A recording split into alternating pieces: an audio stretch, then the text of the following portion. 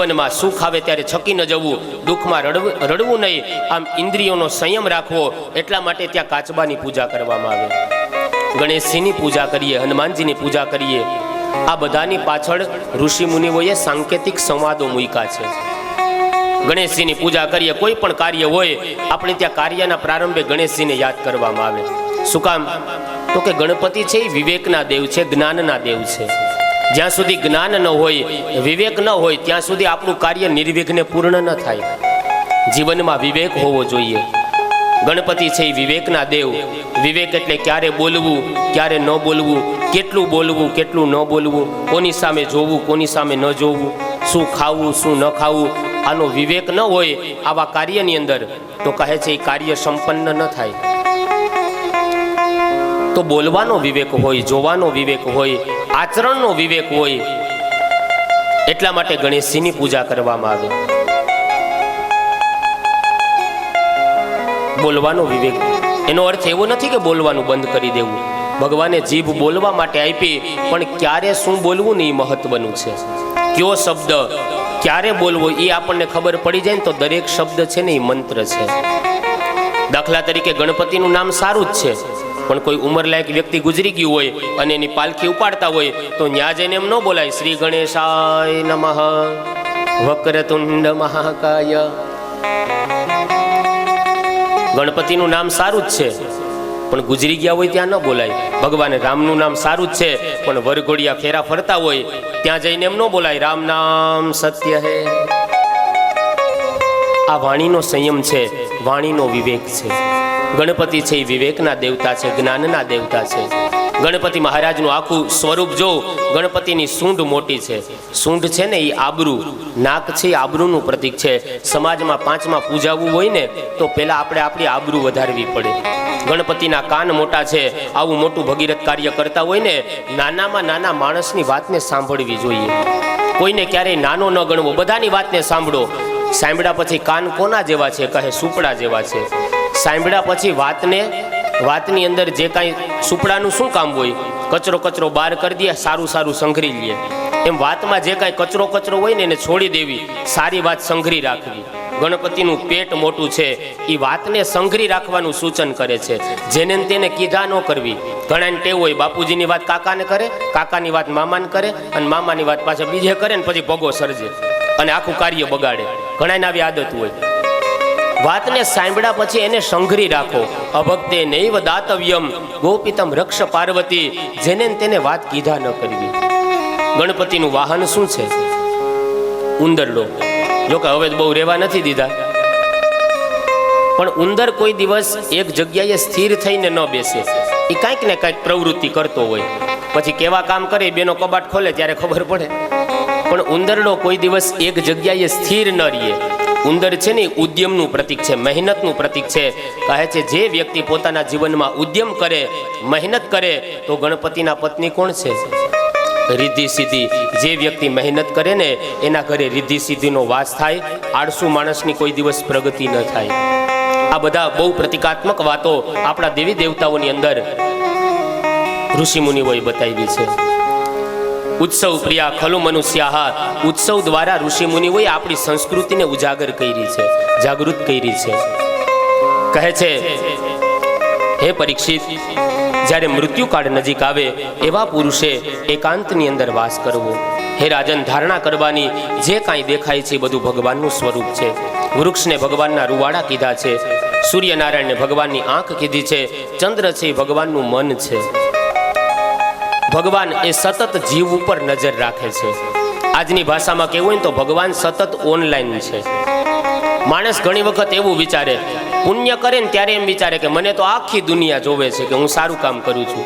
પણ પાપ કરતી વખતે પાછો એમ વિચારે કે મને કોઈ જોતું જ નથી.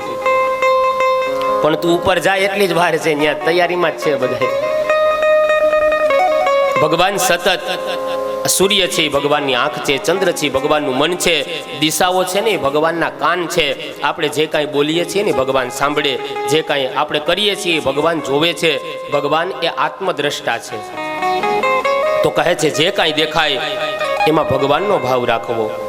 વૃક્ષો છે એને ભગવાનના રૂવાણા સમજવા, બ્રાહ્મણ છે એ ભગવાનનું મુખ છે, ક્ષત્રિય ભગવાનની ભુજા છે, વૈશ્ય ભગવાનનું ઉરુ છે, શૂદ્ર છે એ ભગવાનના ચરણ છે. આવી રીતના દરેકની અંદર ઈશ્વર ભાવ કેળવવો. યોમામ પશ્યતિ સર્વત્ર સર્વસ્ચ મેય પશ્યતિ. દરેકની અંદર ઈશ્વર ભાવ જાગે, સમજવાનું એનું મૃત્યુ સુધરશે. આપણી સનાતન હિન્દુ પરંપરામાં એકનાથજી મહારાજ નામદેવજી થઈ ગયા. જાનાબાઈના છાણા, જાનાબાઈને છાણામાં વિઠ્ઠલ દેખાતા. વિચાર તો કરો. આ નામદેવજીની એવી ભક્તિ પરાકાષ્ઠાએ પહોંચી. એક સમયે નામદેવજી ભોજન કરવા બેઠા. ભોજન કરતા હતા, થાળીમાં રોટલો પીરસાણો એટલે ઘી ચોપડવાનું ભૂલી ગયા. ઊભા થઈ રસોડામાંથી ઘીનું કડહલું લેવા જાય, એ સમયે થાળીમાંથી એક કૂતરો રોટલો લઈને ભાગ્યો. અને નામદેવજી બહાર નીકળીને જોયું તા તો રોટલો કૂતરાના મુખમાં, કૂતરો જતો તો. કીધું એ વિઠ્ઠલ ઉભો રહ્યો, હજી રોટલા ઉપર ઘી ચોપડી દઉં, પછી પ્રેમથી તમે આરોગજો. વિચાર તો કરો, આ નામદેવજીની કેવી પરાકાષ્ઠાએ ભક્તિ પહોંચી હશે કે કૂતરામાં એને વિઠ્ઠલનાથના દર્શન થયા. અને આપણી થાળીમાંથી લઈને ભાગ્યો હોય તો પાછળ તો દોડીએ, પણ ઘીનું કડહલું લઈને નહીં, લાકડી લઈને દોડીએ. અને નો પકડાય તો શું કહીએ, એ બિચારો જીવ છે ને, જવા દ્યો ને. પકડાઈ ગયો તો તારી શેરી ભૂલી જવાનો હતો. એ યોમામ પશ્યતિ સર્વત્ર કહે છે, જીવ માત્રની અંદર ઈશ્વર ભાવ રાખવો. સકલ લોકમાં સૌને વંદે, નિંદા ન કરે કે નીરે.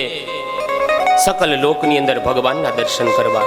સુખદેવજી મહારાજ રાજા પરીક્ષિતને આગળની કથા સંભળાવતા કહે છે, હે રાજન, આ જગતની ઉત્પત્તિ, જગતની સ્થિતિ અને લય કરનારા પરમાત્મા છે, એને સૌપ્રથમ પ્રણામ કરવા જોઈએ. આમ જ્યાં સુખદેવજી બોલ્યા ત્યાં પરીક્ષિત પ્રશ્ન કરે છે, રાજન, હે ગુરુદેવ, ભગવાન આ સૃષ્ટિનું પાલન, પોષણ અને લય કેવી રીતના કરે છે, એ સૃષ્ટિનો ક્રમ મને બતાવો. સુખદેવજી મહારાજ ત્યારે મંગલાચરણના 2 શ્લોક કહી, 3જા શ્લોકની અંદર નિરસ્ત સામ્યાતિ ક્ષયેન રાધસા, આવું બોલી અને સુખદેવજી પોતાના દીક્ષા ગુરુ એવા રાધાજીને પ્રણામ કરે છે. ભાગવતની અંદર એવું મહાપુરુષોનું ચિંતન છે કે આખા ભાગવતજીની અંદર કોઈ જગ્યાએ રાધા શબ્દનો ઉલ્લેખ નથી. અપરોક્ષ રીતના વંદન કર્યા છે. એનું કારણ મહાપુરુષો એવું બતાવે છે કે જો સુખદેવજી મહારાજ એ રાધાજીનું નામ લે તો રાધા છે એમના ગુરુ છે, અને ગુરુનું નામ લેવાથી એને 6 મહિના સુધી સમાધિ લાગી જાય. હવે ગુરુને યાદ કરે અને સમાધિમાં બેસી જાય તો 7 દિવસમાં પરીક્ષિતને મોક્ષ કોણ અપાવી શકે? અને એટલા માટે થઈ અને સુખદેવજીએ પોતાના દીક્ષા ગુરુ રાધાજીને અપરોક્ષ રીતે વંદન કર્યા છે. ભલે રાધાનું નામ ન હોય, પણ ભાગવતજીની અંદર રાધાનું કામ છે.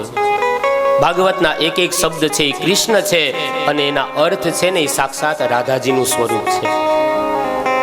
જેવી રીતના આપણે ઘઉંની રોટલી તૈયાર કરીએ, હવે એમાં કામ કોનું છે? જ્યાં સુધી પાણી ન નાખો ત્યાં સુધી એ લોટ ન બંધાય. લોટ ન બંધાય ત્યાં સુધી રોટલી ન થાય. પણ એ રોટલીમાં કામ છે પાણીનું, પણ જ્યારે રોટલી આપણે ખાઈએ ત્યારે શું કહીએ કે ઘઉંની રોટલી ખાધી.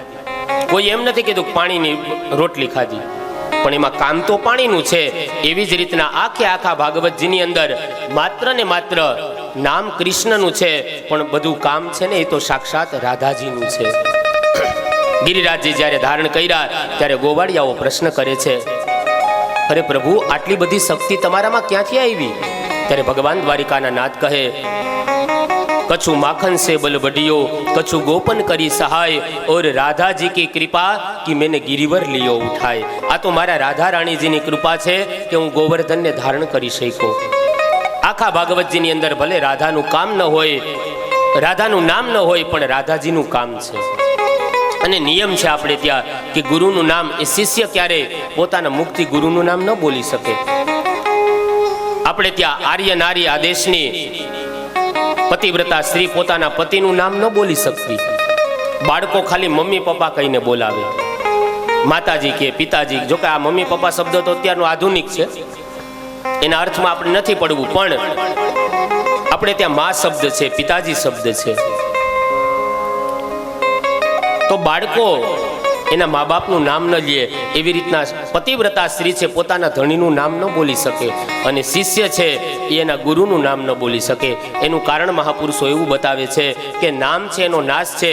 કોઈ શિષ્ય ક્યારે એવું ન ઈચ્છે કે મારા ગુરુનો નાશ થાય. કોઈ પત્ની ક્યારે એવું નહીં છે કે મારા પતિનો નાશ થાય, એટલા માટે નામ ન લેવાતું. તો અત્યારે તો એ બધું હવે ક્યાં પડી કુવારીને મૂકી દીધું. ગોરબાપા ઘરે બેહવા જાય એટલે કે પિયુષ જરાક નીચે આવજો. તો આપણને એમ થાય કે એનો દીકરો આવશે તા તો ભરથાર આવ્યો હોય. હવે તો જો કે નામે નીકળી ગયું, હવે તો ખાલી આટલું જ કે આવજો. તો આ છીછી છે એટલે હું વળી આ દેશની આર્ય નારી એના પતિને ઈ કહીને બોલાવતી. ઈ એટલે ત્યાં ઉપદેશ આપી, એના માટે ઈશ્વર સમાન છે. આ પરંપરાઓ હતી, આ સંસ્કૃતિ આપણી સનાતન સંસ્કૃતિ હતી. નિરસ્ત ક્ષામ્યાતિ ક્ષયેન રાધસા, પોતાના દીક્ષા ગુરુને પ્રણામ કરી વંદન કર્યા. 12મા શ્લોકની અંદર 12 શ્લોકની અંદર મંગલાચરણ કરે. ભગવાનના દ્વાદશાંગ, ભગવાનના જે 12 અંગો છે એમને પ્રણામ કરે છે. મંગલાચરણ કરતા કરતા સુખદેવજીનું સભામાં ધ્યાન જાય. ત્યાં એમણે પોતાના પિતાને જોયા છે. કહે છે આ માત્ર મારા પિતા નથી, પણ મને ભાગવત રસ પીવડાવનારા મારા ગુરુ પણ છે. વંદના કરી અને પછી કથા સંભળાવતા કહે છે, હે રાજન, તમે મને જેવો પ્રશ્ન કર્યો એવો જ પ્રશ્ન એકવાર દેવર્ષિ નારદ એ પોતાના પિતા બ્રહ્માજીને કરે છે. એક સમયે બ્રહ્માજીને તપ કરતા જોયા અને નારદજી એમની પાસે જાય, બ્રહ્માજીને વંદન કરીને કહે છે, હે પિતાજી, આજ તમને તપ કરતા જોઈ, અત્યાર સુધી તો હું તમને જ ભગવાન માનતો હતો, પણ તમને આજ તપશ્ચર્યા કરતા જોઈને મને એવું લાગે છે તમારા ઉપર પણ કોઈ ઈશ્વરીય સત્તા હશે. જો તમે ભગવાન છો તો તમે પછી કોનું ધ્યાન કરો છો? અથવા જો તમે કોઈનું ધ્યાન કરો એનો અર્થ કે તમારા ઉપર પણ કોઈ ભગવાનની સત્તા છે? બ્રહ્માજી કહે છે, હા બેટા, તું નારાયણને નથી ઓળખતો. એ સશંક ચક્રમ સકિરીટ કુંડલમ, શંખ ચક્ર ગદા ને પદ્મધારી, એ ભગવાન વિષ્ણુ પરમાત્માને તું ઓળખતો નથી, એટલે તું મને ભગવાન માનવાની મૂર્ખતા કરે છો. મારી ઉપર પણ એક ઈશ્વરીય સત્તા છે. અને કહે છે, નારાયણ પરા વેદા દેવા નારાયણમ ગજા, નારાયણ પરા લોકા નારાયણ પરા મખા. કહે છે, હે વત્સ નારદ, નારાયણ પરા વેદા, વેદનું જે સ્વરૂપ છે ને સાક્ષાત નારાયણ છે. દેવા નારાયણમ ગજા, જે કાંઈ દેખાય છે નારાયણનું રૂપ છે. નારાયણ પરા લોકા, આ સમગ્ર લોકની અંદર જે કાંઈ દેખાય એ જલે વિષ્ણુ, સ્થલે વિષ્ણુ, વિષ્ણુ પર્વત મસ્તકે, જ્વાલા માલા કુલે વિષ્ણુ, સર્વ વિષ્ણુમયમ જગત. બ્રહ્માજી કહે છે આખે આખું જગત છે ને એ વિષ્ણુમય છે.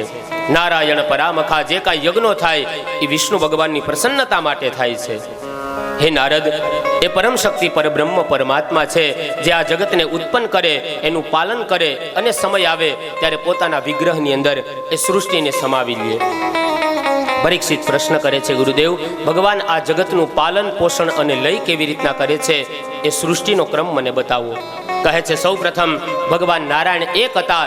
એકોહમ બહુશ્યામી, એકમાંથી અનેક થવાની ઈચ્છા થાય, પરાશક્તિનો આશ્રય લે. એ સમયે ભગવાનના નાભીમાંથી કમળ ઉત્પન્ન થાય.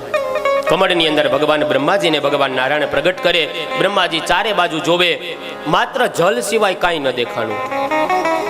આકાશ તરફ નજર કરી, ત્યાં પણ કાંઈ ન દેખાણું. બ્રહ્માજીએ મનોમન વિચાર કર્યું કે હું જગતનો પિતા છું, મારા ઉપર કોઈ ઈશ્વરીય સત્તા નથી. આમ સેજ અભિમાન આવ્યું. એ સમયે બ્રહ્માજીનું મુખ છેદન થયું, બ્રહ્માજીનું શિરોચ્છેદન, મુખ કપાણું. અને એ સમયે બ્રહ્માજી સમજી ગયા કે મારી ઉપર પણ કોઈ ઈશ્વરીય સત્તા હોય એવું લાગે છે. બ્રહ્માજીએ શરણાગતિ સ્વીકારી લીધી. ભાગવતજીની કથા બોધ આપે, બ્રહ્માને અભિમાન આવ્યું ને મુખનું છેદન થયું, શિરચ્છેદન. એનો અર્થ કે જીવનમાં અભિમાન આવે ને ઈશ્વરની કૃપા ન થાય. માં યશોદાને એવું અભિમાન હતું કે લાલો આટલા બધા તોફાન કરે છે, આટલી બધી ફરિયાદો આવે છે, લાવ એને દોરડાથી લઈને બાંધી દઉં ખાંડણી આવી. માં યશોદા જેવા જ લાલાને બાંધવા જાય તો 2 આંગળ દોરી ઘટે, વળી હાંધો કરીને બાંધવા જાય તો વળી 2 આંગળ દોરી ઘટે. 8-10 વખત માં યશોદાએ પ્રયત્ન કર્યો, પણ ઠાકોરજી બંધાણા નહીં. પછી દોરીનો ઘા કરીને કીધું, લાલા હું તારાથી કંટાળી, હવે તું બંધાવાનો નથી. અને પછી ભગવાન આપોઆપ આવીને બંધાઈ ગયા. શું કામ? કે માં યશોદાના હાથમાંથી અભિમાન રૂપી દોરી છૂટી ગઈ. એમ જીવનમાંથી એક વખત અભિમાન હટી જાય. હું કરું એ જ અજ્ઞાનતા, સકટનો ભાર જેમ શ્વાન તાણે. અભિમાન દૂર થઈ જાય. આ ઘડિયાળ હોય ને, ઘડિયાળ એને એવું અભિમાન હોય કે આ દુનિયાને હું ચલાવું છું, પણ એને ખબર ન હોય કે તારી પાછળ સેલ નાખીને દુનિયા તને ચલાવે છે. એમ કરતા હરતા કરતુમ અકર્તુમ અન્યથા કરતુમ, સા ઈશ્વર, કહે છે કરતા હરતા તો કેવલ પરમાત્મા છે, આપણને તો માત્ર નિમિત્ત બનાવ્યા હોય. બ્રહ્માજીને એવું અભિમાન થયું અને એ સમયે શિરચ્છેદન થયું ત્યારે બ્રહ્માજી એ ભગવાન નારાયણની શરણાગતિ સ્વીકારે છે. ભગવાનના નામનો જપ કરે, તપ કરે અને એ સમયે આકાશમાંથી બે ધ્વનિ, જ્યારે શરણાગતિ સ્વીકારીને એટલે આકાશમાંથી બે શબ્દનો ધ્વનિ સંભળાણો. કલમખડિયાનો 14મો અક્ષર અને 19મો અક્ષર, આ બે અક્ષર બ્રહ્માજીને સંભળાણા. કલમખડિયાનો 14મો અક્ષર કયો થાય? કલમખડિયો તો ભણ્યા હોય ને બધા, તો એ નહીં ભેગું થાય. તો હાલો કલમખડિયો પાછો બોલી જાય. બીજું હું એકવાર ક કલમ નો ક ખ, હે તો પછી 19મો અક્ષર ક કલમ, હે 19મો અક્ષર કયો થાય? આકાશમાંથી એવો ધ્વનિ સંભળાણો, તપ તપ તપ. એટલે બ્રહ્માજીએ મનોમન વિચાર કર્યો કે કોઈ અદ્રશ્ય શક્તિ મને તપ કરવાનું કે.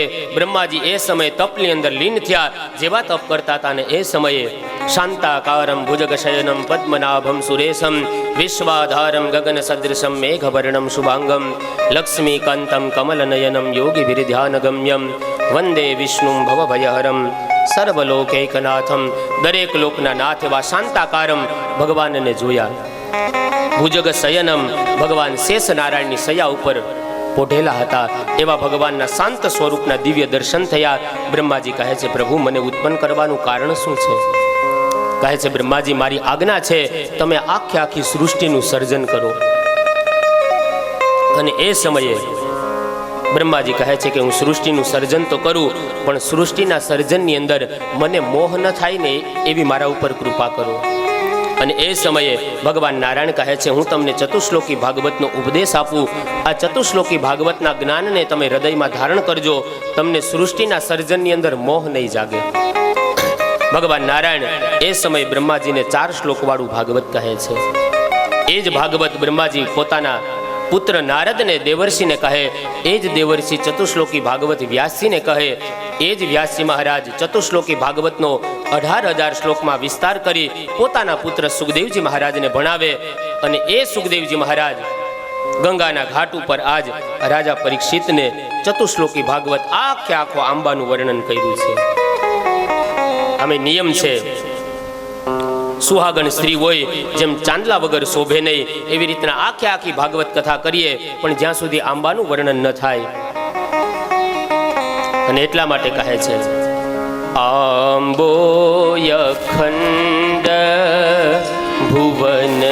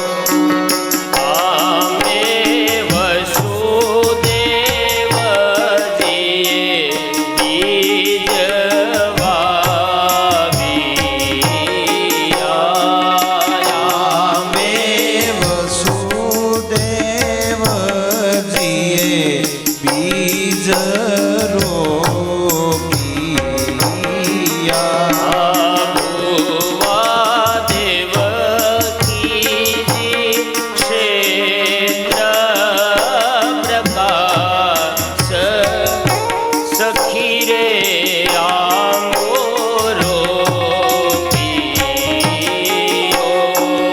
આંબો અખંડ ભુવનથી ઉતર્યો વ્રજભૂમિમાં આંબાનો વાસ સખી રે આંબોરો પીયો. આંબે યશોદાજીએ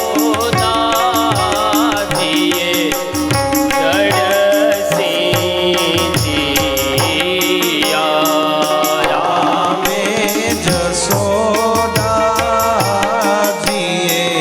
જડસીજીયા.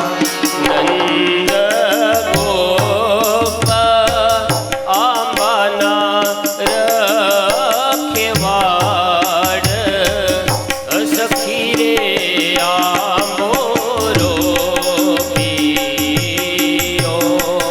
આંબો અખંડ ભુવનથી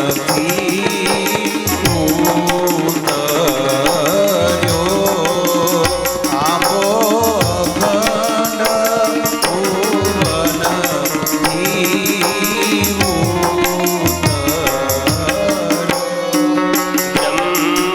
બ્રહ્માજીએ ચાર પત્ર લખિયા. બ્રહ્માજીએ તે ચાર પદ લખિયા. મુનિ નારદે કીધી છે એને જાણ સખી રે આંબોરો પીયો.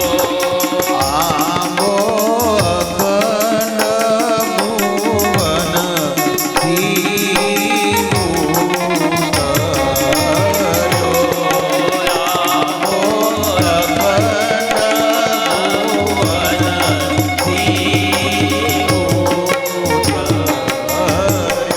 તો આખે આખો એક ક્રમ બતાવે છે વ્યાસજી મહારાજ. કહે છે નારાયણ, નારાયણથી બ્રહ્મા, બ્રહ્માથી નારદ, નારદથી વ્યાસજી, વ્યાસજી સુખદેવજી અને સુખદેવજીથી પરીક્ષિત અને છેલ્લે કૃષ્ણ કથાનું શ્રવણ કરવા માત્રથી આંબાની અંદર ફલકથન બતાવતા કહે છેલ્લે ભગવાન શ્રી કૃષ્ણના ચરણની પ્રાપ્તિ થાય. આવી રીતના આખે આખું વર્ણન સુખદેવજી મહારાજ ગંગાજીના ઘાટ ઉપર રાજા પરીક્ષિતને કથા સંભળાવે.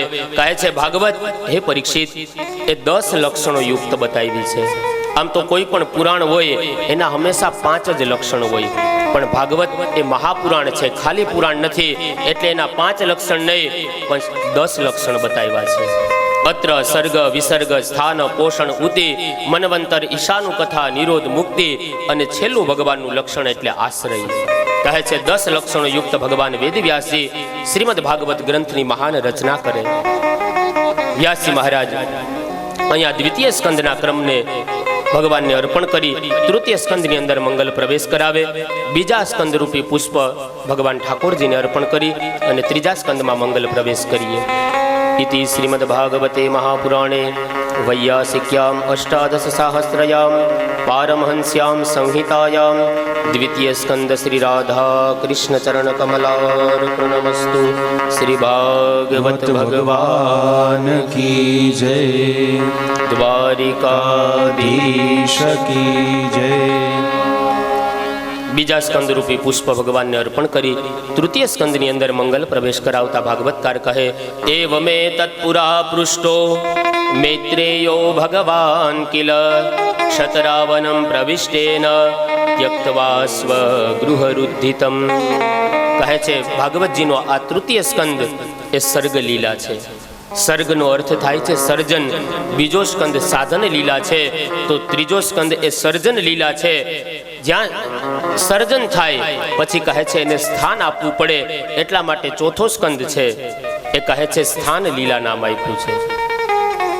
એક એક સ્કંદની વચ્ચે કાર્ય અને કારણનો સંબંધ જોડાયેલો છે. સુખદેવજી મહારાજ ત્રીજા સ્કંદની શરૂઆત કરતા કહે છે, હે પરીક્ષિત, જે જીવે મૃત્યુ સુધારવું હોય એને ત્યક્તવા સ્વગૃહ રુદ્ધિતમ, કહે છે એકાંતની અંદર વાસ કરવો.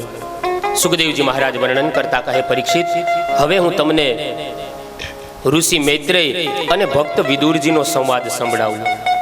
એક સમય એવી ઘટના બને કે ભક્ત વિદુરજી એ પોતાના સમૃદ્ધિમાન ઘરને છોડી મહેલનો ત્યાગ કરી અને ઝૂંપડીની અંદર રહેવા લાગ્યા. પરીક્ષિત પ્રશ્ન કરે છે, ગુરુદેવ, એવી તો શું ઘટના બની કે વિદુરજીને એનું સમૃદ્ધિમાન એ મહેલ છોડી અને ઝૂંપડામાં રહેવું પડ્યું? ત્યક્તવા સ્વગૃહ રુદ્ધિતમ. સુખદેવજી કહે છે, પરીક્ષિત, તું સમૃદ્ધિ શેને માને છો? વિદુર તો એક ઝૂંપડામાં રહેતા હતા. તરસો જ્યાં પાણી પામે, ભૂખો જ્યાં ભોજન પામે ને, એ ઘરની સાચી સમૃદ્ધિ કહેવાય. દુર્યોધનના મહેલનો ત્યાગ કરી અને ઝૂંપડાની અંદર રહેતા હતા. કહે, કારણ શું છે? એ સમયે કહે છે, હે પરીક્ષિત, એક સમય એવી ઘટના બને છે, કૌરવો અને પાંડવો જુગાર રમવા માટે બેઠા. એ સમયે જુગારની અંદર પાંડવો હારી ગયા, કૌરવો બધા કપટથી જીતી ગયા, બધું લઈ લીધું. પાંડવોને 12 વર્ષનો વનવાસ અને 1 વર્ષનો ગુપ્તવાસ થાય છે. અને એ સમયે 12 વર્ષ વનવાસના પૂર્ણ કરી અને 1 વર્ષ એ વિરાટ રાજાને ત્યાં ગુપ્તવાસ કરી અને જ્યારે પાછા આવ્યા એ સમયે પાંડવો છે પોતાનો ભાગ માગે છે કૌરવો પાસે. કૌરવોએ ભાગ આપવાની ના પાડી અને એ સમયે મા કુંતાજી એ ભગવાનને સમાધાન માટે થઈને મોકલે છે, વિષ્ટિ કરવા માટે. આ બાજુ ધૃતરાષ્ટ્રે પોતાના ભાઈ વિદુરજીને બોલાવ્યા. વિદુરજીની સલાહ માંગી કે ભાઈ આની અંદર શું કરવું જોઈએ. અને એ સમયે ધૃતરાષ્ટ્ર જ્યારે પોતાના ભાઈને બોલાવીને આવે છે ત્યારે કૌરવોને વિદુરજી આવીને કહે છે, ભાઈ, તમે આ પાંડવોનું અનીતિથી બધું પડાવી લીધું, બધું એનું લઈ લીધું, આટલું એને કષ્ટ ભોગવું. હવે કામ કરો, એને 5 ગામ આપી દો. એ 5 ગામ એને રહેવા માટે આપી દો. કહે છે, એક ઇન્દ્રપ્રસ્થ આપો, એક હસ્તિનાપુર આપો, એક વારણાવત આપો, એક કુરુક્ષેત્ર આપો અને એક તમારી જે ઈચ્છા હોય તે આપો. અને એ સમયે ધૃતરાષ્ટ્રે કીધું, મારે વિચાર કરવો પડે. દુર્યોધને કીધું કે ભાઈ, સોયની અણી જેટલું જોતું હોય ને તો યુદ્ધ વગર નહીં મળે. અને આ દાસી પુત્રને અહીંયા કોણે બોલાવ્યો? વિદુરનું આવું અપમાન થયું ને, વિદુરજી સહન ન કરી શક્યા. એણે કીધું, ભાઈ, હું અહીંયા સામેથી નથી આવ્યો, મને ધૃતરાષ્ટ્ર દ્વારા બોલાવવામાં આવ્યો છે. અને અનીતિની વાત કરું ને એવી અપેક્ષા મારી પાસે ન રાખતા. હું તો જે સત્યની વાત હશે, જે નીતિની વાત હશે એ વાત તમારી સાથે કરીશ, બાકી અનીતિની અપેક્ષા મારી પાસે ન રાખતા. અને ધક્કો મારીને કાઢવાની જરૂર નથી. જ્યાં આપણું માન ન જળવાય, જ્યાં આપણું સન્માન ન જળવાય, ત્યાં રહેવાની શું જરૂર હોય? શબ્દો પણ ક્યારેક હૃદયને છોલી જાય જ્યારે કોઈ પોતાનું કડવા વેણ બોલી જાય. પણ વિદુરજી સંત હતા, સામે એક પણ કડવો શબ્દ નથી કીધો. અને સ્વયં ધનુર્ધારી નિધાય માયામ, કહે છે પોતાના શસ્ત્રોને મૂકી અને વિદુરજી બંગલો છોડીને જતા રહ્યા. એક ઝૂંપડું વાળીને એમાં રહે છે. સુલભાદેવીને વિદુર ભગવાનના નામનું ભજન કરે છે. આ બાજુ ભગવાન શ્રી કૃષ્ણ આવ્યા. કહે છે, તો 6ઠું ગામ હવે અમે યુદ્ધ કરીને લેશું. અને એ સમયે ભગવાન જ્યારે મહેલનો ત્યાગ કરીને જતા હતા ત્યારે દુર્યોધન કહે છે, ભગવાન, તમારા માટે હું 56 પ્રકારના ભોગ આટલા મહિનાથી તૈયાર કરું છું, ભોગ તો આરોગતા જાઓ. ભગવાન કહે છે, જેનું જીવન ભોગ જીવન હોય એને ત્યાં હું શું 56 ભોગ લઉં? હું તો જે ભાવ જગતમાં જીવતો હોય ને એવા વિદુરને આંગણે બંટીનો રોટલો ને તાંદરિયાની ભાજી. કહે છે, ચાલો ઉદ્ધવ, આપણે વિદુર ઘેરે જઈએ. બંટીનો રોટલો ને તાંદરિયાની ભાજી,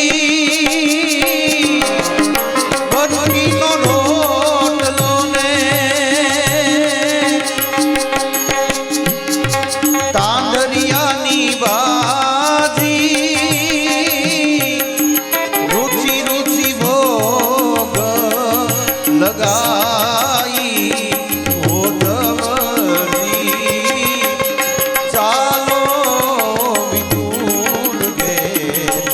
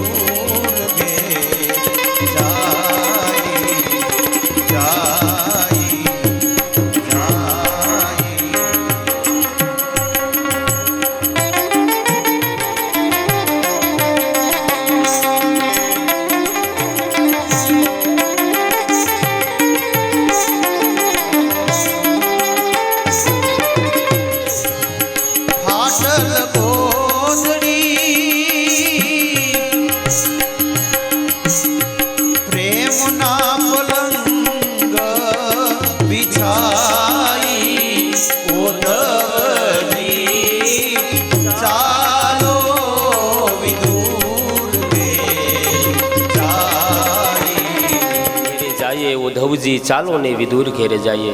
ઉદ્ધવજીનો હાથ પકડી અને ભગવાન દુર્યોધનના 56 પ્રકારના ભોગનો ત્યાગ કરી આ બાજુ વિદુરના આંગણે આવે. વિદુર અને સુલભા મહારાણી એ તો ભગવાનના નામનો અલખનો આરાધ કરે, ભગવાનની સેવા પૂજા કરે, ભગવાનને યાદ કરે.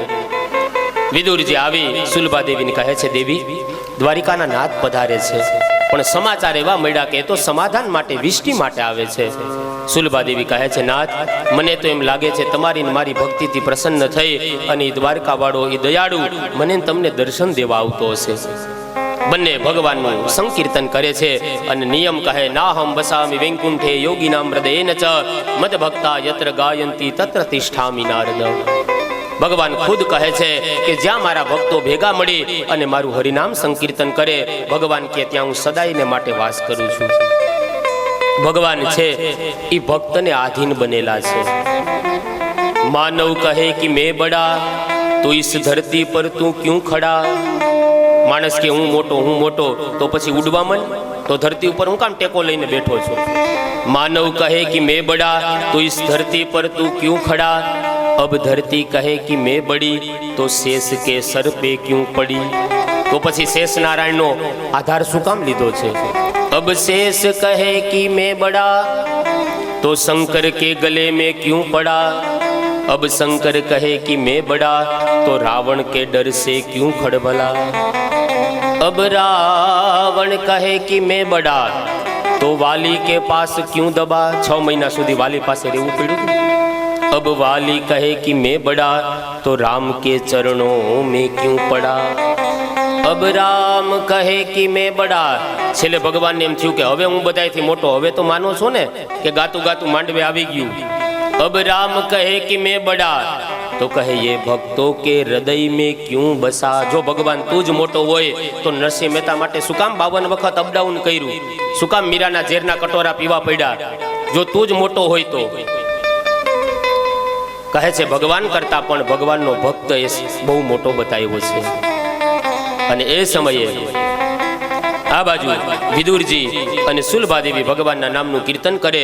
ઉદ્ધવ અને ભગવાન કૃષ્ણ જ્યારે આવ્યા, કમાડ ખખડાવે, કાકા કાકા આમ જ્યાં પુકાર કર્યો, સુલભાદેવી સમજી ગયા કે જરૂર દ્વારિકાના નાથ આવ્યા. ઊભા થઈ દોડીને કમાડ ખોલ્યું તા તો સશંખ ચકરમ સિકરીટ કુંડલમ સપીત વસ્ત્રમ સરસી રૂહેક્ષણમ સહાર વક્ષસ્થલ કૌસ્તુભશ્રિયમ નમામિ વિષ્ણુમ શિરસા ચતુર્ભુજમ. ભગવાનના દિવ્ય ચતુર્ભુજ રૂપે ભગવાનના જ્યારે દર્શન થાય, લાકડી પડે એમ સુલભાદેવી અને વિદુરજી પડી ગયા. કહે છે પધારો પધારો.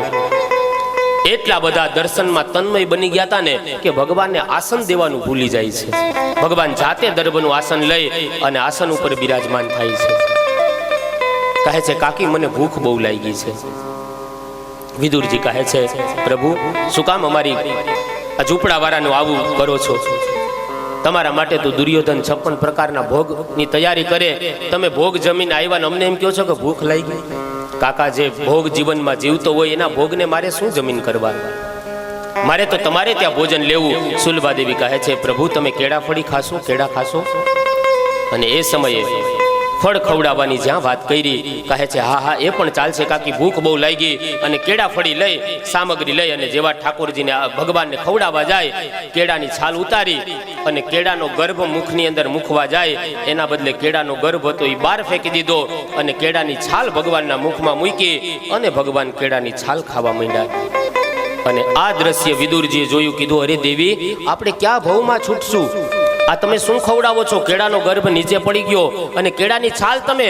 અને સુલભાદેવી જોયું, કહે છે અરે સ્વામીનાથ ક્ષમા કરજો, માફ કરો. ભગવાનને કહે છે પ્રભુ હું તો તમારા પ્રેમમાં ગળાડૂબ હતી, મને ખબર ન પડી કે કેળાની છાલ ખવડાવું કે કેળાનો ગર્ભ, પણ પ્રભુ તમારે તો મને કહેવું જોઈએ ને કે આ કેળાની છાલ છે. ભગવાન કહે છે કાકી તમારા હાથની કેળાની છાલ એટલી મીઠી લાગતી હતી ને કે કેળાના ગર્ભ કરતા તો કેળાની છાલ તમારા હાથની મીઠી લાગે. હું તમારા પ્રેમની અંદર ગળાડૂબ હતો. ભાગવતજીની કથા મને તમને બોધ આપે છે પત્રમ પુષ્પમ ફલમ તોયમ. ભગવાનને શું આપો છો એ મહત્વનું નથી, પણ યોમે ભક્ત્યા પ્રયચ્છતિ, ભાવ કેવો છે ને એ મહત્વનું છે. ભગવાન છે એ માત્ર ને માત્ર ભક્તનો ભાવ જોવે. મેં અગાઉ પણ કીધું હતું કે ઠાકોરજીને માત્ર માખણની મિશ્રી અને ઉપર તુલસીનું પત્ર મૂકીને પ્રેમથી ઠાકોરજીને આરોગવાનું કહેશો ને, વાલો પ્રેમથી આરોગશે. શું કામ? ભગવાન છે ને એ ભાવનો ભૂખો છે. એટલે કીધું કે વાલો મારો પ્રેમને વશ થયા રાજી. એમ નથી કીધું વાલો મારો ઓડી કારને વશ થયા રાજી, વાલો મારો પૈસાને વશ થયા રાજી. ભગવાન છે એ ભાવનો દેવતા છે, પ્રેમનો દેવતા છે. જગતના લોકો ખુરશીથી રાજી થાય તો મને આ પદ મળે, મને આ પદ મળે, મને આ પ્રતિષ્ઠા મળે. જગતના લોકો ખુરશીથી રાજી થાય, પણ જગતનો નાથ એ તુલસીથી રાજી થાય. એક તુલસીનું પાન ભોગ ઉપર મૂકી દેશો ને, સામગ્રી ભગવાન પ્રેમથી આરોગશે. મુજે સાધના આરાધના અને અર્ચના બસ પ્રેમ છે, કોને ભજુ કોને ત્યજુ મારી પૂજા તો બસ પ્રેમ છે. ઈશ્વર માત્ર ને માત્ર ભક્તના પ્રેમનો ભૂખો છે. જ્યાં જ્યાં ભાવ દેખાય, જ્યાં પ્રેમ દેખાય ને, ત્યાં ભગવાન દોડતો દોડતો આવે. વિદુરજી કહે છે, પ્રભુ આપ અમારા આંગણે પધાર્યા. ભગવાન કે પણ મને તો હજી ભૂખ લાગી છે, હજી મારું પેટ નથી ભરાણું. કીધું તમને શું આપીએ? અને એ સમય દોડી અને સીધા રસોડામાં હતી, ભાજીની હાંડી ઉતારી અને બંટીનો રોટલો તાંદરિયાની ભાજી ભગવાન આરોગે છે. વિદુરજી અહીંયા દુર્યોધનના એક પણ ખરાબ શબ્દ નથી બોલ્યા. દુર્યોધને આટલું અપમાન કરવા છતાંય વિદુરજી સંત છે, એક પણ એનું ખરાબ વચન નથી બોલ્યા કે મારું આવું અપમાન થયું, મને કાઢી મૂક્યો, મને ત્યાં બોલાવીને મારું અપમાન કર્યું. કારણ કે વિદુર સંત છે, અને સંત ક્યારે કોઈ દિવસ કોઈની અવગણના ન કરે, કોઈની નિંદા ન કરે. ક્યારેક સંતોના જીવન ચરિત્ર વાંચો, ખ્યાલ આવે કે એના જીવનમાં ભલે ગમે એવી પરિસ્થિતિ હોય, પણ જીવન એવું જીવવા ને કે ગમે એવી સ્થિતિમાં પણ આનંદમાં રહ્યા છે. વિદુરનું આટલું અપમાન થયું છતાંય એ નિરાશ નથી થયા. કહે છે ભલે અપમાન થયું એટલા માટે તો આ દ્વારિકાના નાથને આ ઝૂંપડીએ ધક્કો ખાવો પડ્યો. જો અપમાન ન થયું હોત તો હું બહાર ન જાત, તો મહેલે હોત, તો થોડી મારા આંગણે પ્રભુ પધારે. સંતોના જીવનમાં દુઃખની પરિસ્થિતિ આવે છતાં એની અંદર સુખનો વિચાર કરે. પૂજ્ય ડોંગરે બાપા 3 સંતોનું દ્રષ્ટાંત આપતા. કારતક મહિનાની અંદર જ્યારે પંઢરપુરમાં મેળો ભરાય ને, ત્યારે ઉત્તર ભારતથી તુલસીદાસ આવે, દક્ષિણ ભારતથી એકનાથજી આવે, ગુજરાતથી આપણા નરસિંહ મહેતા, આ બધા સંતો ત્યાં વિઠ્ઠલનાથના દર્શન કરે. પ્રાર્થના કરીને કહે, પેલા એકનાથજી દર્શન કરવા આવ્યા, કીધું કે હે વિઠ્ઠલનાથ, તારી મારા ઉપર બહુ કૃપા કહેવાય કે મને આવા અનુકૂળ પત્ની આપ્યા, જેથી કરીને પૂજા પાઠમાં મને મદદ કરે, મારું આસન તૈયાર કરી દે, મારી બધી સામગ્રીઓ તૈયાર કરી દે. હે વિઠ્ઠલનાથ, તારી મારા ઉપર બહુ કૃપા છે કે આવા અનુકૂળ પત્ની દીધા. વિઠ્ઠલનાથના દર્શન કરીને એકનાથજી જાય એટલે પાછળથી તુકારામ આવે, 2 હાથ જોડીને તુકારામ કે હે વિઠ્ઠલનાથ, તારી મારા ઉપર બહુ કૃપા કહેવાય કે મને આવા ઝઘડાખોર પત્ની આપ્યા. જો એકને અનુકૂળ પત્ની હતા, એકને પ્રતિકૂળ હતા. કીધું વિઠ્ઠલનાથ, સારું કહેવાય કે આવા ઝઘડાખોર પત્ની દીધા, જેથી કરીને મારું મન એમાં ફસાય નહીં અને પ્રભુ તારા માર્ગે મારું મન પહોંચી જાય. એટલા માટે હે વિઠ્ઠલનાથ, તારી મારા ઉપર કૃપા છે કે આવા ઝઘડાખોર પત્ની દીધા. અને તુકારામના પત્ની ગજબ ઝઘડાખોરો. એક સમય તુકારામ એક વૈષ્ણવને ત્યાં સત્સંગ કરવા માટે ગયા. સત્સંગ કરીને જેવા જ આવ્યા એટલે વૈષ્ણવે વિચાર કર્યો કે આ તુકારામ ગરીબ છે, આટલી બધી એની પાસે દરિદ્રતા છે, એક કામ કરું, એને જમવા માટે થઈને કાંઈક ફળ આપું. અને એ સમયે તુકારામને આખું ફળનું ગાડું ભરી દીધું. અને તુકારામની એટલી નાજુક સ્થિતિ ઘરની કે ઘરની અંદર એને કપાળે તિલક કરવું હોય ને તો એક નારિયેળની કાચલી લે, એમાં પાણી ભરે અને એમાં પોતાનું પ્રતિબિંબ જોઈ અને પછી તિલક કરતા. વિચારો, આટલી ગરીબાઈ તો આપણા ઘરમાં નથી ને, પણ છતાંય જોજો ભગવાનનો આભાર કેવો માને છે. અને એક વૈષ્ણવે વિચાર આવ્યો કે આને અનાજ કંઈક જમવા માટે આપું, આખું ફળનું ગાડું ભર્યું. હવે તુકારામનો એવો ઉદાર સ્વભાવ, જે કોઈ સામે મળે જય વિઠ્ઠલ બોલે એટલે ફળ આપી દે, જય શ્રી કૃષ્ણ બોલે એટલે ફળ આપી દે. ઘરે પહોંચ્યા, આખું ફળનું ગાડું ખાલી, એક શેરડીનો સાઠો વૈધો. એના પત્નીને આપીને કીધું કે આલ્યો દેવી, આ પ્રસાદી છે. કીધું આખું ગાડું આવ્યું ને એક જ શેરડીનો સાઠો વૈધો? કીધું રસ્તામાં કોઈ મળતું હતું ને દેવી એને પ્રસાદ તરીકે આપતો તો. વધારે ક્રોધ આવ્યો. તુકારામના પત્નીને શેરડીનો સાઠો હાથમાંથી લઈ અને જોરથી તુકારામની પીઠ ઉપર માર્યો અને શેરડીના 2 કટકા થઈ ગયા. તુકારામે કીધું કે દેવી, સારું થયું તમે આ શેરડીને મારી પીઠમાં મારી. 2 કટકા થઈ ગયા, કારણ કે આપણે 2 હતા, શેરડી એક જ હતી. અત્યારે હું સૂડી ગોતવા માટે ક્યાં જાત? સારું થયું તમે મારી પીઠમાં મારીને 2 કટકા થઈ ગયા. હાલો હવે પ્રેમથી પ્રસાદ આરોગીએ. આ પ્રયોગ આપણે કર્યો હોય તો બીજે દી ઘરે હોય કે નહીં? પણ છતાંય તુકારામ કહે છે, હે વિઠ્ઠલનાથ, તારી મારા ઉપર બહુ કૃપા કહેવાય કે આવા ઝઘડાખોર પત્ની દીધા, જેથી કરીને મારું મન એમાં ફસાય નહીં. તુકારામ દર્શન કરીને જાય. આપણું ગુજરાતનો નરસિંહ મહેતા આવે. મહેતાજીને આવીને કોઈ એમ કે મેતી તમારા પત્ની ગુજરી ગયા. વિઠ્ઠલનાથને આવીને કે ભલું થયું ભાંગી જંજાળ, સુખે ભજશું શ્રી ગોપાળ.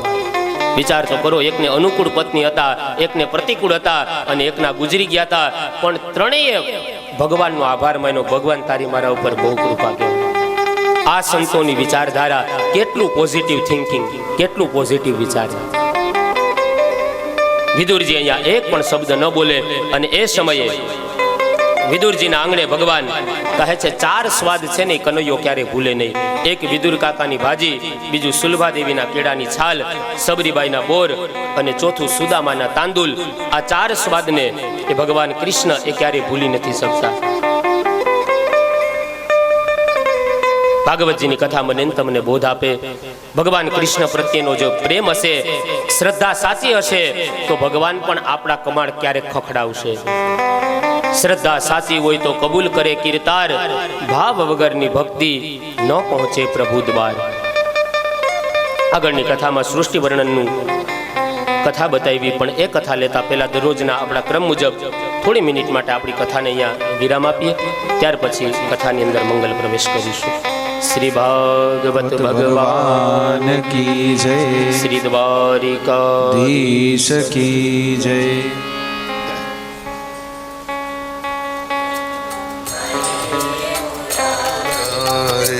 હે નાથ નારાયણ ગોપાલા બંસીવાલા રે,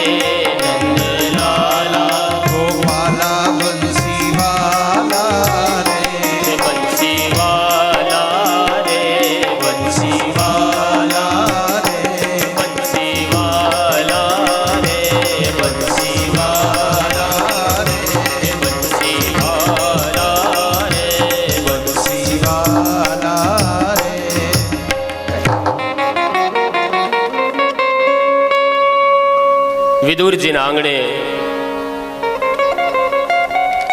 दुर्योधन का मेवा त्यागी, भाजी विदुर घर खाई, जूठे फल सबरी के खाए, बहुविध प्रेम लगाई, सबसे ऊंची प्रेम सगाई.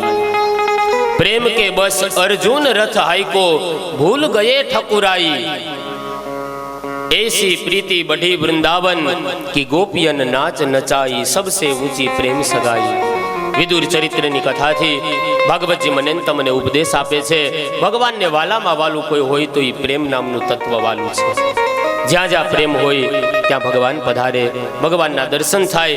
આ બાજુ કહે છે, જ્યારે વિદુરજી ને આંગણેથી ભગવાન જ્યારે ગયા, એ સમયે થોડા સમય પછી ઉદ્ધવ અને વિદુર એ ગંગાના ઘાટ ઉપર મળે છે. વિદુરજી ઉદ્ધવને પ્રશ્ન કરે છે, ઉદ્ધવજી તમે આટલા બધા ઉદાસ કેમ દેખાવ છો? વસુદેવ, દેવકી, ભગવાન કૃષ્ણ, બલરામ, આ બધા યાદવો બધા કુશળ મંગલ તો છે ને? અને ત્યારે ઉદ્ધવજી કહે છે, વિદુર અત્યારે એક પણ હાજર નથી. વિદુરજી કહે છે, અરે ઉદ્ધવજી શું વાત કરો?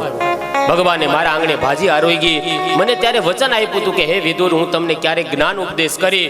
શું ભગવાનનું એ વચન મિથ્યા જશે? ભગવાન તો સત્ય સંકલ્પ છે. એક વખત સંકલ્પ કરે પછી સંકલ્પ તૂટે નહીં, તો ભગવાનનું વચન મિથ્યા જાય? ઉદ્ધવજી સમજાવે છે, વિદુરજી તમે ચિંતા ન કરો.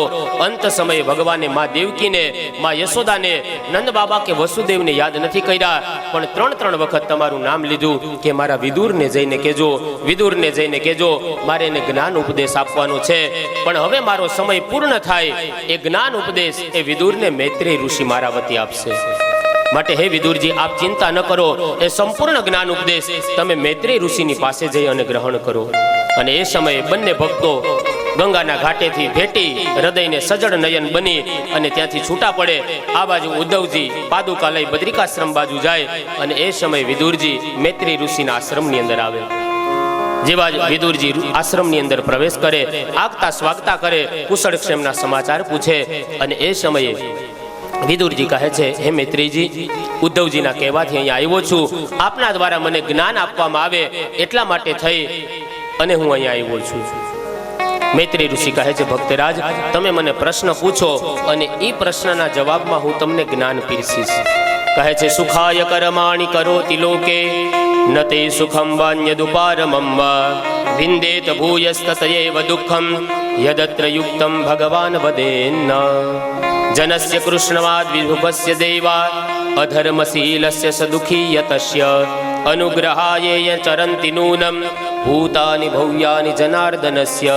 હે મૈત્રીજી, આ જગતની અંદર જીવ માત્ર, પ્રાણી માત્ર સુખી થવા માટે થઈને ઈચ્છા રાખે છે, પણ છતાંય સુખને નોતરું આપવા છતાં સુખ આવતું નથી અને દુઃખને નોતરું નથી દેતા છતાંય દુઃખ સામે આવીને શા માટે ઊભું રહે છે? માણસ સવારે ઘરની બહાર નીકળે, ડેલી ખોલીને પગ મૂકે, સુખની ઈચ્છાથી બહાર નીકળ્યો હોય, પણ સામે અનેક પ્રકારની વિટંબણાઓ, અનેક પ્રકારના દુઃખો સામે આવીને ઊભા રહે છે. કહે છે વિદુરજી, તમારો પ્રશ્ન શ્રેષ્ઠ છે. મૈત્રીજી કહે છે, સુખાય કર્માણી કરોતિ લોકે. કહે છે સુખની ઈચ્છા રાખવીને એ જ સૌથી મોટું દુઃખનું કારણ છે. ઈશ્વર કોઈ જીવને ક્યારેય અનાથ ન રાખે. બધાને ભગવાન એની કર્મ મુજબ ભગવાન એને આપે. કર્મ મુજબ જીવ સુખ ભોગવે અને કર્મ મુજબ જીવ દુઃખ ભોગવે. કર્મ વિપાકે સતી આયુ ભોગા. કહે છે કર્મના વિપાક રૂપે માણસને આયુષ્ય મળે, માણસને ભોગ મળે અને માણસને સુખ મળે. વિદુરજી પ્રશ્ન કરે છે, મૈત્રીજી, આ સૃષ્ટિનો ક્રમ મને બતાવો. ભગવાને કેવી કેવી સૃષ્ટિની રચના કરી અને કેના દ્વારા રચના કરી એ ક્રમ મને જણાવો. કહે છે સૌ પ્રથમ નારાયણ થયા. નારાયણના નાભીથી કમળ, કમળથી બ્રહ્મા. બ્રહ્માજીને જ્યારે આદેશ કર્યો એ સમયે બ્રહ્માજીના જમણા અંગમાંથી મનુ મહારાજ અને બ્રહ્માજીના ડાબા અંગમાંથી શત્રુપા રાણી, આવી રીતના જોડલું ઉત્પન્ન થયું. પુરુષ છે ને એ બ્રહ્માજીના જમણા અંગમાંથી પ્રગટ થયો મનુ મહારાજ, અને સ્ત્રી છે એ ભગવાનના ડાબા અંગમાંથી પ્રગટ થઈ શત્રુપા રાણી. આજે પણ શુકન શાસ્ત્ર એવું કહે છે કે પુરુષનું જમણું અંગ ફરકે ને તો કંઈક શુકન થાય, કારણ કે એ ભગવાનના જમણા અંગમાંથી પ્રગટ થયો, અને સ્ત્રીનું ડાબું અંગ ફરકે તો કંઈક શુકન થાય. પણ એ થોડીક વાર ફરકીને બંધ થઈ જાય તો, બહુ ફરકે તો પછી ડોક્ટરને બતાવવું, તો પછી ડોક્ટરને શુકન થાય. જીરીક વાર ફરકીને બંધ થઈ જાય તો સમજી લેવાનું કંઈક શુકન થાય. ત્યારબાદ બ્રહ્માજી અલગ અલગ પ્રકારની સૃષ્ટિની રચના કરે. ભૂચર એટલે જમીન ઉપર રહેનારા જીવોને બનાવ્યા, જલચર જલમાં રહેવાવાળા જીવોને બનાવ્યા, નિશાચર એટલે રાત્રિએ ફરનારા જીવોને બનાવ્યા. આવી રીતના ભગવાન અલગ અલગ સૃષ્ટિ બનાવે. સ્વેદજ, અંડજ, ઉદબીજ અને જરાયુધ, ભગવાન 4 પ્રકારની સૃષ્ટિ બનાવી. કહે છે અંડજ, જે જીવ ઈંડામાંથી જન્મે એને અંડજ સૃષ્ટિ કહેવાય. જરાયુધ, જે જીવની ઉપર જર લાગેલી હોય, બકરી છે, પાડો છે, માણસ છે, એ જરાયુધ સૃષ્ટિમાં આવે. જન્મે ને એની ઉપર જર લાગેલી હોય. ઉદબીજ, જમીન ચીરીને જે બહાર આવે એ ઉદબીજ સૃષ્ટિ છે. અને એક સૃષ્ટિ બનાવી ભગવાને સ્વેદજ, પરસેવામાંથી જે જીવ જન્મે, ટોલા, લીખું, ખોડો, આ પરસેવામાંથી થાય એટલે એને સ્વેદજ સૃષ્ટિ કીધી. ભગવાને આવી રીતના અલગ અલગ પ્રકારની સૃષ્ટિ, એમાં 4 પ્રકારની બીજી સૃષ્ટિ બનાવી ભગવાને. વિચાર તો કરો ભગવાનની આ રચના કેવડી હશે. આપણે સામાન્ય એક માટીનો ઘોડો બનાવવો હોય તો કેટલો સામાન ભેગો કરવો પડે. આટલા ભગવાને આ ઘડા તૈયાર કર્યા. વિચાર કરો એ રો મટીરિયલ ક્યાંથી લઈ આવ્યા હશે? અને પાછા એક જેવા તો એ કોઈ નહીં, બધાયના અલગ અલગ સ્વભાવ, અલગ અલગ ચહેરા. ભગવાને અદ્ભુત સૃષ્ટિ બનાવી. દરિયાના કિનારે નાળિયેરી થાય. વિચારો, ખારા પાણીની બાજુમાં નાળિયેરી થાય, પણ એ નાળિયેરનું જલ પીએ તો મીઠું સાકર જેવું હોય. હવે ત્યાં સુધી પહોંચાડનાર કોણ હશે? એને 4 પડદા હોય, કાચલી હોય, એના ઉપર સોતા હોય, એની ઉપર 4 પડદા, ટોપરું હોય, પણ છતાં એમાં પાણીનો પૂરનાર કોણ છે? ભગવાનને પૂજ્ય પાંડુરંગ દાદાએ તો વિશ્વંભર કીધો છે કે જે આખા વિશ્વનું ભરણ પોષણ કરે. એટલા માટે એનું એક નામ વિશ્વંભર રાખ્યું છે. આપણે કોઈને ત્યાં જમવા જઈએ 50ની થાળી થાય, કોઈ સુખી માણસને ત્યાં જઈએ તો 100 રૂપિયાની થાળી થાય, કોઈ મોંઘી હોટલમાં જાય તો 500ની થાળી થાય. પણ એક સિંહ એક ભેંસનું મારણ કરે જંગલમાં, 1,50,000ની થાળી થાય. વિચાર તો કરો. એટલે એને વિશ્વંભર કીધો કે 50,000ની થાળી જે પહોંચાડી શકતો હોય એ આપણને બટકું રોટલો ન આપી શકે. આ ભગવાનની સૃષ્ટિ છે. 4 પ્રકારની સૃષ્ટિ કીધું. દ્રષ્ટિ સૃષ્ટિ, સ્પર્શ સૃષ્ટિ, શબ્દ સૃષ્ટિ અને સ્મૃતિ સૃષ્ટિ. પહેલામાં પહેલી સ્પર્શ સૃષ્ટિ ભગવાને બનાવી. કબૂતર છે, મોર છે, પોપટ છે, આ બધા ઈંડાનો સ્પર્શ કરી રાખે, એનાથી ઈંડું સેવિત થાય અને બચ્ચું બહાર નીકળે, પોતાની માને મળે. આ ભગવાનની સ્પર્શ સૃષ્ટિ છે. બીજી ભગવાને સૃષ્ટિ બનાવી દ્રષ્ટિ સૃષ્ટિ. માછલી છે ને ઈંડા મૂકે પછી એને સ્પર્શ ન કરે, ખાલી એના સામું જોવે, સતત જોવાથી ઈંડું સેવિત થાય. આ ભગવાનની દ્રષ્ટિ સૃષ્ટિ છે. એક ભગવાને સૃષ્ટિ બનાવી શબ્દ સૃષ્ટિ. ટીટોડી છે ને અમુક સમય સુધી ઈંડાને સેવે, પછી સેવવાનું છોડી દે, પછી આકાશમાં જઈને શબ્દ બોલે. ઘણી વખત રાત્રે ટીટોડી બોલતી હોય, ઈંડાને સેવિત કરે, શબ્દ દ્વારા ઈંડું સેવિત થાય, બચ્ચું બહાર નીકળે, પોતાની માને મળે. આ ભગવાનની શબ્દ સૃષ્ટિ છે. પછી ભગવાને બનાવી સ્મૃતિ સૃષ્ટિ. કાચબી છે ને સમુદ્રમાંથી બહાર આવે, રેતી ખોદે, એમાં ઈંડા મૂકીને રેતી પાછી ઉપર ભાભરી દે, પાછી સમુદ્રમાં જતી રહે. ઈંડાને અડે નહીં, બોલે નહીં, જોવે પણ નહીં, ખાલી ત્યાં જઈને યાદ કરે, મારા બચ્ચા, મારા ઈંડા, મારા બચ્ચા. આમ યાદ કરવાથી ઈંડા સેવિત થાય, બચ્ચા પોતાની માને મળે. આ ભગવાનની સ્મૃતિ સૃષ્ટિ, માત્ર યાદ કરવાથી. આવી ભગવાને અલગ અલગ પ્રકારની સૃષ્ટિ બનાવી છે. એ સૃષ્ટિની અંદર આગળ ક્રમ બતાવતા કહે છે ભગવાન એ મૈથુનની સૃષ્ટિનો આરંભ કરવા માટે થઈ મનુ મહારાજ અને શત્રુપા રાણીને પ્રગટ કર્યા છે. કહે છે મનુના બધા માનવો કેવાના. એક સમયે ભગવાને સૃષ્ટિ તો બનાવી, પણ સૃષ્ટિ એટલે પૃથ્વી. કહે છે પૃથ્વી વગર આ જીવને રાખવા ક્યાં? હિરણ્યાક્ષ નામનો એક અસુર એ પૃથ્વીને રસાતળમાં લઈ ગયો હતો, અને એ સમયે ભગવાન બ્રહ્માજીના નસકોરામાંથી સાક્ષાત વરાહ નારાયણ પ્રગટ થાય છે. વરાહજી પ્રગટ થઈ પોતાની દાઢ વડે હિરણ્યાક્ષ નામના દૈત્યને અસુરને મારી અને પૃથ્વીને બહાર લઈ આવ્યા, અને શેષ નારાયણની એ સૈયા ઉપર, એમની ફેણ ઉપર આ પૃથ્વીને સ્થિર કરી. પરીક્ષિત પ્રશ્ન કરે છે ગુરુદેવ, વરાહ ભગવાન દ્વારા જે અસુર મરાણો હિરણ્યાક્ષ, એ કોણ હતો અને શા માટે વરાહ ભગવાનનું એની સાથે યુદ્ધ થાય છે? એનું કારણ સમજાવો. કહે છે આ હિરણ્યાક્ષ એ બે ભાઈઓ હતા, એક હિરણ્યાક્ષ અને હિરણ્યકશિપુ. આ બંને રાક્ષસી બાળકો હતા. કહે છે રાક્ષસ યોનિમાં જન્મ થવાનું કારણ શું? કહે છે એ દિતિ અને કશ્યપ ઋષિ આ બેના સંતાન હતા. પરીક્ષિત વળી પ્રશ્ન કરે છે ગુરુદેવ, ઋષિનું સંતાન અને પાછું રાક્ષસી બાળક, આ તો વિપરીત વાત કહેવાય. ઋષિને ત્યાં તો ઈશ્વર અવતરે, એના બદલે રાક્ષસ. કહે છે એમાં ભૂલ છે એ દિતિ માતાની છે. ઋષિ તો નિત્ય જપ તપ સંધ્યા વંદન કરનારા હતા. એક સમય એવી ઘટના બને કે કશ્યપ ઋષિ એ પોતાનું યજ્ઞ સંધ્યા વંદન કરી અને જ્યારે સાયંકાલે બેઠા હતા, એ સમયે એમની બાજુમાં દિતિ માતા આવે છે. મન ઉપર સંયમ ન રાખી શક્યા અને ઋષિની પાસે આવીને કહે છે અયોગ્ય માગણી કરી. કીધું ઋષિવર્ય, મને અત્યારે સંતાનની ઈચ્છા છે, મારે સંતાન જોઈએ. ઋષિ કશ્યપ સમજાવે છે દેવી, અત્યારે સંધ્યાનો સમય છે અને સંધ્યા સમયે કોઈ દિવસ કામ વાસના ન ભોગવાય.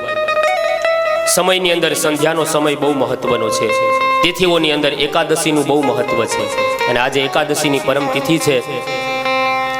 એટલે યજમાન પરિવારનો એવો આગ્રહ છે કે આજે ફલાહારની વ્યવસ્થા હશે, તો જે લોકો અહીંયા કથા શ્રવણ માટે આવે છે તો એ ફલાહાર કરીને જાય, એવો યજમાન પરિવારનો ખાસ આગ્રહ છે.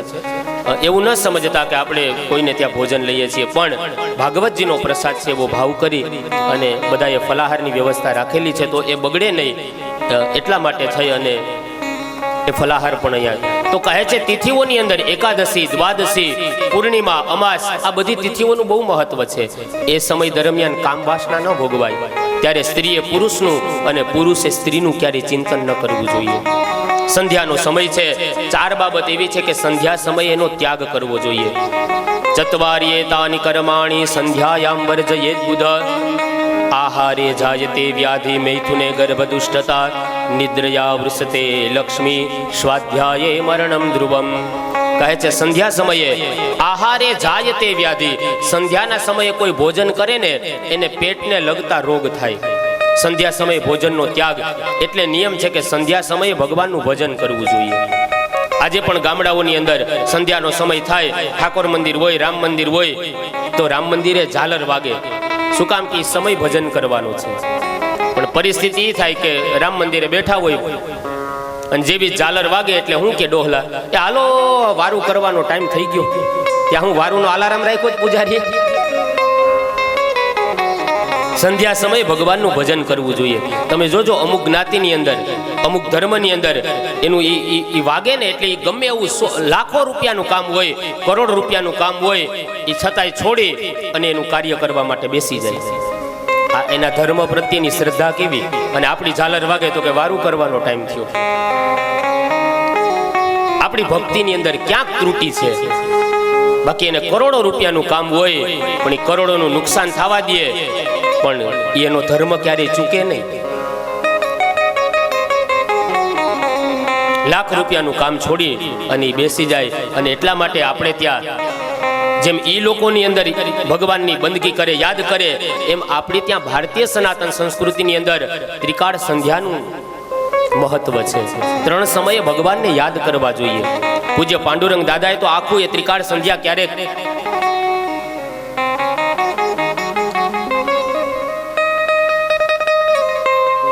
ત્રિકાળ સંધ્યા નામ આપ્યું. પૂજ્ય પાંડુરંગ દાદા કહે 3 સમય એવા છે કે ત્યારે ભગવાનને યાદ કરવા.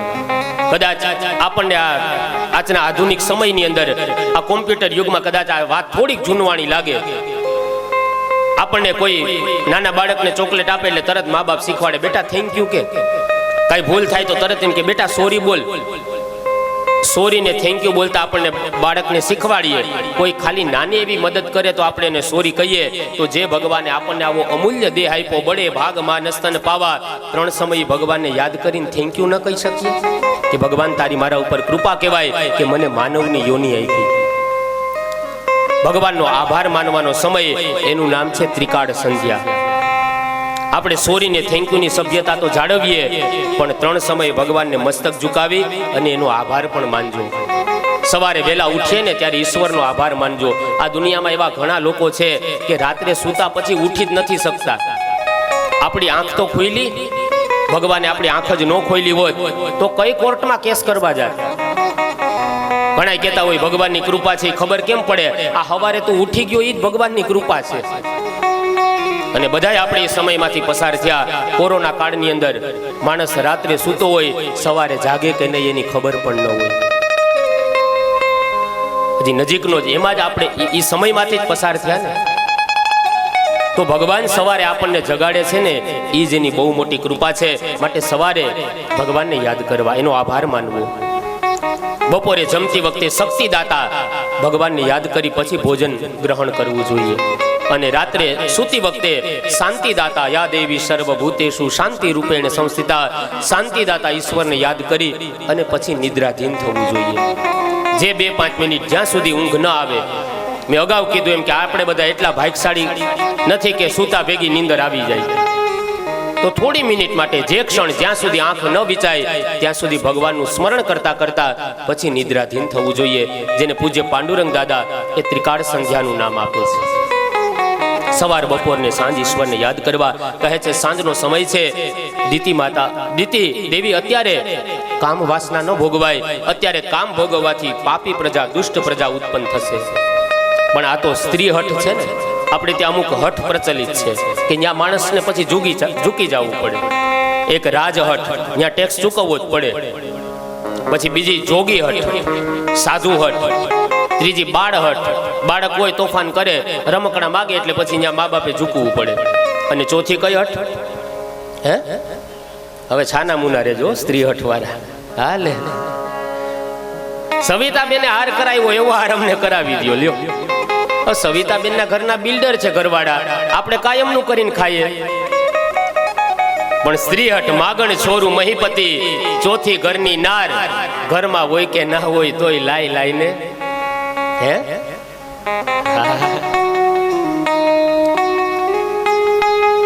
દીતીએ અહીંયા હઠ કરી છે, સ્વામી અત્યારે મને પુત્ર જોઈએ છે. અને એ સમયે કહે છે સંધ્યા સમયે કામ ભોગવશું, પાપી પ્રજા ઉત્પન્ન થશે.